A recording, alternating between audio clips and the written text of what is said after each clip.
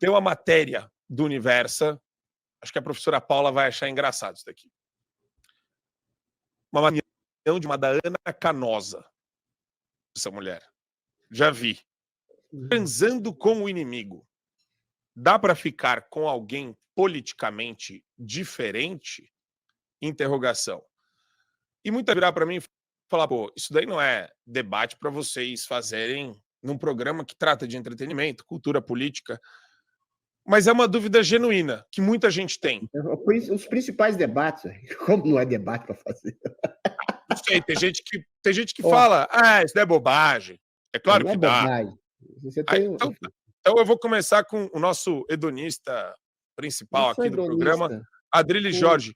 Pode começar a sua reflexão a respeito disso, porque eu quero ver onde você vai pousar nessa... São Tomás de Aquino tem uma frase famosa, que inclusive o Olavo de Carvalho deu uma plagiadinha nele, que ele fala que é amigo da gente quem compartilha e quem comunga dos mesmos ideais, dos mesmos princípios, da mesma ética. A frase é boa, mas ela é incompleta. Porque, às vezes, para você ter a mesma ética, os mesmos princípios, você não necessariamente comunga dos mesmos partidarismos. Você pode querer um princípio de justiça, justiça social, justiça transcendental, e uma pessoa achar que, por bem, que é melhor ser de esquerda do que ser de direita. Eu já me relacionei, já tive amigos, já estudei na PUC e tive inúmeros amigos de esquerda. Aliás, a maioria era de esquerda na PUC, né? Talvez só eu não era tão de esquerda assim na época. E aí, eventualmente, a maioria desses amigos, claro, me bloquearam depois descobriram quem eu era, mais ou menos. Quer dizer, descobriram quem eu era através da Jovem Pan.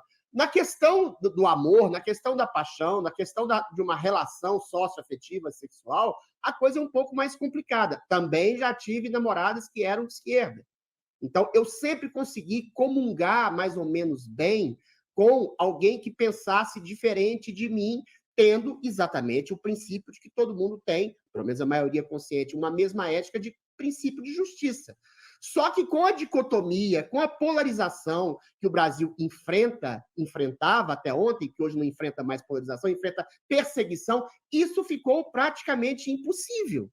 Tá? É a mesma coisa de um judeu querer namorar uma nazista nos anos 40. Não dá. Por quê? Por que não dá? Porque hoje há perseguição política.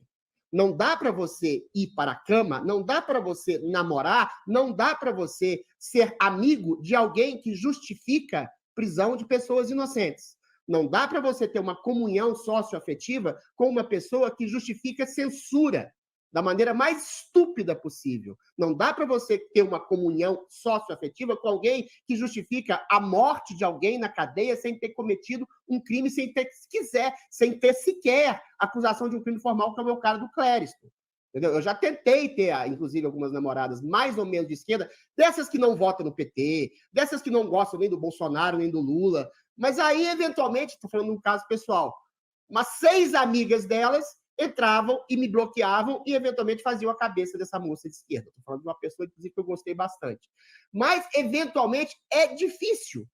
A democracia, ela pressupõe exatamente o afeto dentro de um princípio dialético. O que eu estou querendo dizer com isso? Num diálogo, a tese, a antítese, a síntese, algumas pessoas que pensam até de maneira contrária em determinado assunto podem chegar, isso é socrático, não sou eu que estou dizendo, a um consenso em perceber que parte daquilo que você acha que estava equivocado, a outra pessoa, ela estava certa e te ensina alguma coisa e você, ao mesmo tempo, ensina outra coisa a essa. Então, esse princípio socrático é muito mais amplo e muito mais democrático, no sentido social, afetivo, sexual, do que a fala do São Tomás de Aquino.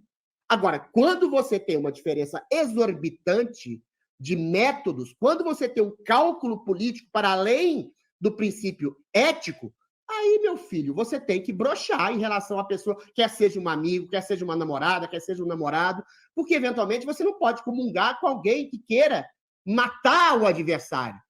E aí o adversário passa a ser você. Aí você cria aquilo, a gente entra na perspectiva freudiana, da neurose.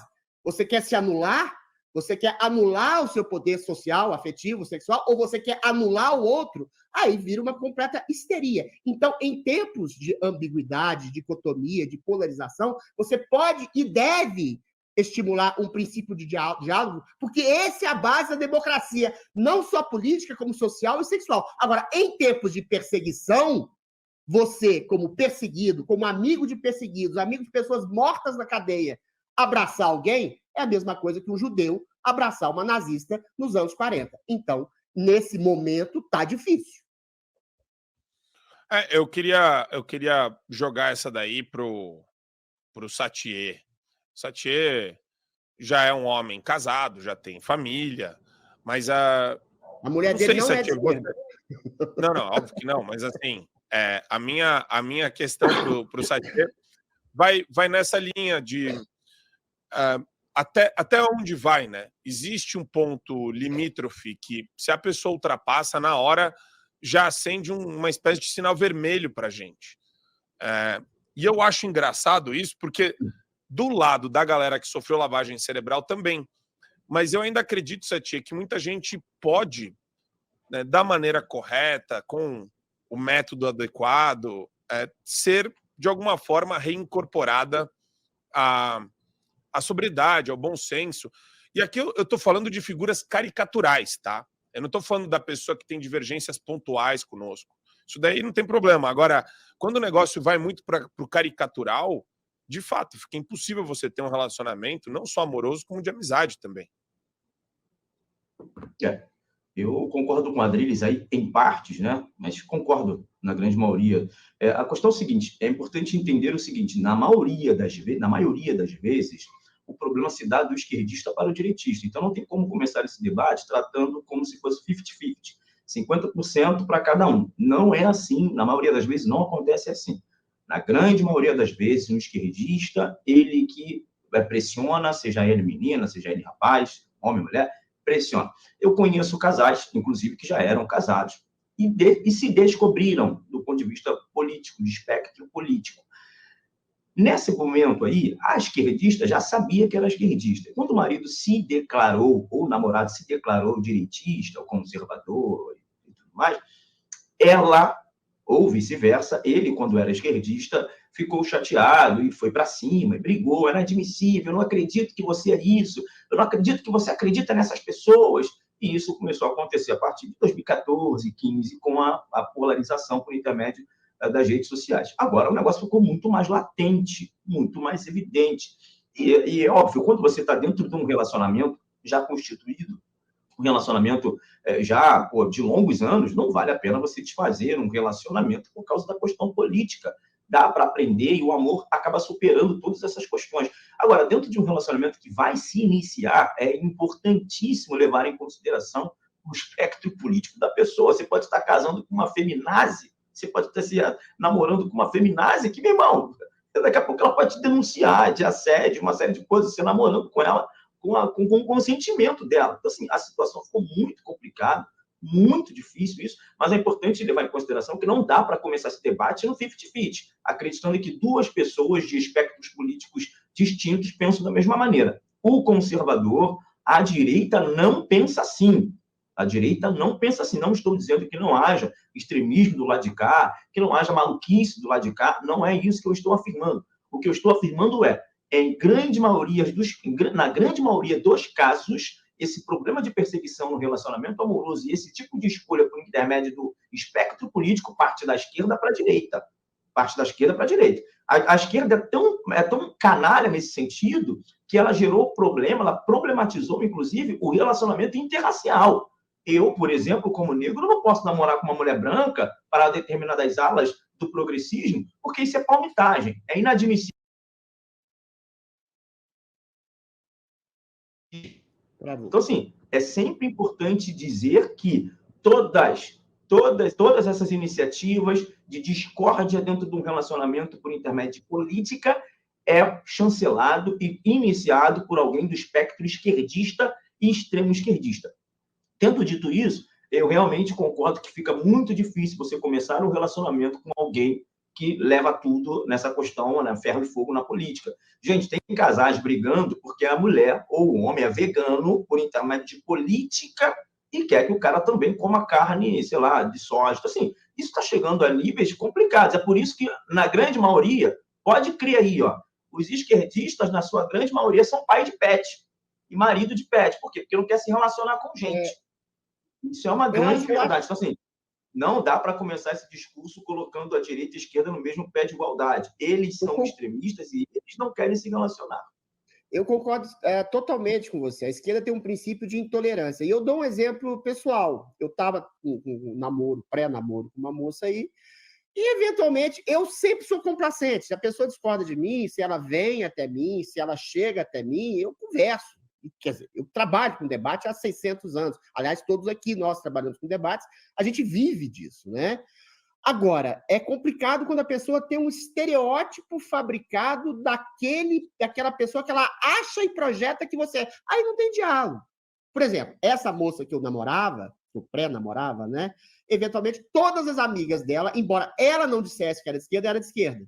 Então, assim, ela falou, eu não me deixo influenciar. É claro que, eventualmente, você vai acabar se deixando influenciar em alguma medida pelo meio. O meio não te determina, mas ele te influencia. Então, 6 amigas delas me bloquearam em bloco. Tempos depois, a gente terminou. Porque não dá. Você tem um meio social, você tem que ter um mínimo de princípios apaziguadores e conversas que você pode estabelecer e tabular. Agora, se você tem um índice permanente e se a pessoa projeta em você o mal absoluto sem que você tenha a chance de se defender ou de colocar o seu ponto de vista, não dá. Então, o que eu estou querendo dizer, estou endossando o que o Satya está falando, pelo seguinte, a esquerda tem um princípio que é muito complicado, tem um pouco na direita também, mas a esquerda é isso, que é o da intolerância. Eles se consideram, ipso fato, como a verdade absoluta encarnada. E quando alguém se considera a verdade absoluta encarnada, te vê como o quê? Uma mentira personificada. Então, aí fica difícil. A esquerda, como ideologia, ela é, em princípio, intolerante. Haja visto a história de todos os países que abraçaram o socialismo no século passado. As pessoas são a mesma coisa. Enfim. Tem um ponto que eu quero jogar para a professora Paula, que eu acho sensacional, dessa matéria do universo. No campo da sexualidade, professora, isso fica ainda mais forte porque propostas políticas tradicionalmente de direita acabam apoiando o patriarcado, a misoginia, o machismo e a exclusão da diversidade sexual. Então, a pesquisa já é conduzida por um bando de ideopata. Não namore ninguém de direita, é isso. A pesquisa ela já tem o condão de demonizar todo mundo. Você é patriarcal agora, vamos lá. E aí eu vou abrir aspas aqui para jogar para a professora Paula. Então, para quem luta contra ideias que reverberam situação de dominação, fica difícil entrar em contato com um corpo que carrega o registro de validação de desigualdades históricas. O corpo é e sempre será político. Sendo assim, o tesão já estaria comprometido, pois a representação do corpo chega antes da pessoa que o habita. E isso me remete, professora, a quem fala desse jeito, meu Deus do céu. Quem namora com alguém que tem esse discurso é impossível. Quem usa esse discurso... Você valida o patriarcado e a misoginia, acabou, eu vou embora, sai correndo. Mas eu queria demais ouvir a professora a respeito disso, porque isso é de uma pesquisa feita pelo Happn, que é um aplicativo. O Happn, né? Eu tava lendo aqui e assim, para ficar bem claro, o que diz no título: transando com o inimigo, dá para ficar com alguém politicamente diferente? Já no primeiro parágrafo vem a resposta: dá para fazer sexo ou ter uma conexão emocional com alguém politicamente diferente? Ter prazer sexual, sim. Conexão emocional, eu tenho cá minhas dúvidas. E aqui eu vou concordar com a nossa querida, eu acho que ela é feminista, né, Ana Canosa, que é a colunista que escreveu isso aqui na matéria do UOL. É óbvio que existem níveis diferentes. Depois da fatídica revolução sexual, a humanidade passou a viver a reprodução dissociada do ato sexual. Até então, o ato sexual era altamente ligado. Depois da revolução sexual, aí ficou esse negócio, né, do prazer pelo prazer, vamos transar com todo mundo e tudo mais, e a gente está vendo a decadência que vem acontecendo desde então no mundo. Então, obviamente, ter prazer sexual, principalmente se a pessoa estiver embriagada, vai achar maravilhosa, ninguém nem vai falar sobre nada disso. Agora, quando a gente está falando em uma conexão emocional, um relacionamento, aí a gente tem diversos problemas, a começar por esse parágrafo aí que o Marco leu. E não é nenhuma questão político-partidária. Eu votei no Lula, eu votei no Bolsonaro, eu quero isso, eu quero aquilo, eu sou direita, eu sou esquerda. Eu estou falando aqui de valores morais, a base moral que a gente sempre fala, né? O tripé que formou a civilização ocidental, a moral judaico-cristã, qual seja monogamia, casal, mamãe, papai, filhinhos, para ter uma família, para produzir ali, né, a sua riqueza, deixar a herança para os seus filhos, trabalhar pelo futuro, ser fiel à sua esposa, não traí-la, e tudo isso a esquerda chama de patriarcado. Então, aí imagina o problema que vai dar um rapaz conservador namorando com uma feminista. Aí vai sair com a feminista coloca aquele negócio que ela chama de short, mas que na minha opinião é uma calcinha jeans, que elas usam calcinha jeans. A menina vai sair com a bunda de fora. O rapaz conservador vai ver aquilo ali e vai dizer, minha querida, não dá assim, né? Não dá para ser minha namorada. Pode até ser para, sei lá, ter uma relação de uma noite, o que já não deveria ocorrer com alguém que se diz conservadora. As pessoas deveriam levar esse assunto mais a sério. Essa é a minha opinião, né? Mas, enfim, como é que vai ser? E quando nascer uma filha? Imagina, lá no futuro, aí nasceu uma filha, aí a mãe compra calcinha jeans infantil para a filha sair na rua, o pai conservador não vai querer que a menina se vista daquele jeito, ela vai acusar ele de machista, de dominador, de patriarcal, quando realmente os conservadores entendem que a estrutura familiar tem uma hierarquia. Isso quer dizer que o homem tem que bater na mulher, que a mulher tem que ficar presa em casa, que a mulher não pode nunca trabalhar? Não. Mas existe ali um único comandante e, sim, a mulher vai ser submissa, mas ela vai ser submissa a alguém que a ama e a ouve. Ela vai ter a participação também. Mas quem vai dar a palavra final em um casamento cristão, segundo a Bíblia, sim, será o homem. Mas isso não quer dizer que a mulher não vai influenciar. Aliás, a mulher tem muito mais poder sobre o homem do que sonham as feministas, né? O homem, na maioria das vezes, ainda toma decisão achando que a ideia foi dele, quando na verdade foi a mulher que, com toda a sua graça e sabedoria, o conduziu pelo caminho ali.